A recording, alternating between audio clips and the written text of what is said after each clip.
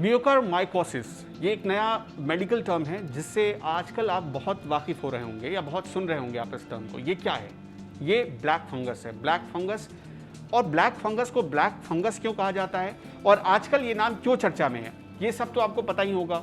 लेकिन हम आपको इसके आगे की कहानी बताने जा रहे हैं कि ये आखिर बला क्या है और कैसे आपको ये प्रभावित करती है। सबसे पहले ये जानने के लिए आपको समझना होगा कि ब्लैक फंगस कैसे पता चलता है कि आपको हो चुका है।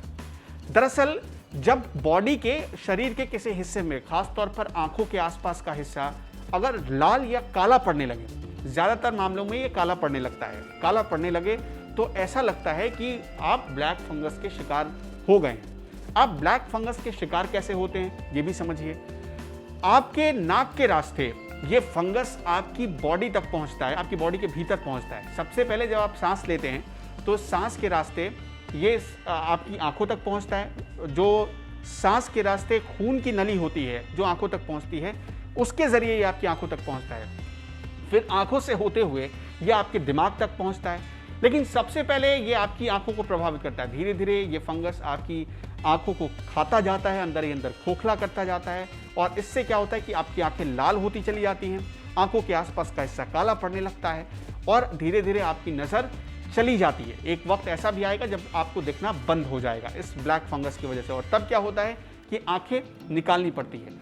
अगर ब्लैक फंगस आपके दिमाग तक पहुंच गया तो आपके सोचने समझने की शक्ति जा सकती है, आपको अटैक आ सकते हैं और आप मर भी सकते हैं। इसलिए ब्लैक फंगस को इन दिनों सबसे बड़ा खतरा माना गया है। ब्लैक फंगस के ज्यादातर वो लोग शिकार होते हैं जो या तो स्टेरॉइड का इस्तेमाल ज्यादा कर रहे हैं या फिर कोरोना वायरस से संक्रमित होने के बाद ऑक्सीजन जो वो ले रहे हैं और जिस ऑक्सीजन के लिए मास्क का इस्तेमाल कर रहे हैं, उस मास्क में कोई संक्रमण पहले से मौजूद हो। ऑक्सीजन की जो नली होती है उसके जरिए भी एक खतरा होता है कि ये जो ब्लैक फंगस है वो आपके शरीर में एंटर कर जाए।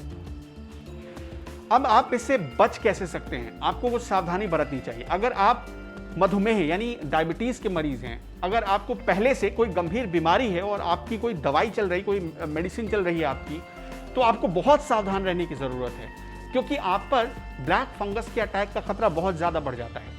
खास तौर पर ये किसे ज्यादा हो सकता है? ऐसे मामले, ऐसा मरीज जो जिसे कोरोना हुआ हो और हाल ही में वो ठीक हुआ हो, उस पर ब्लैक फंगस के फैलने का खतरा ज्यादा होता है।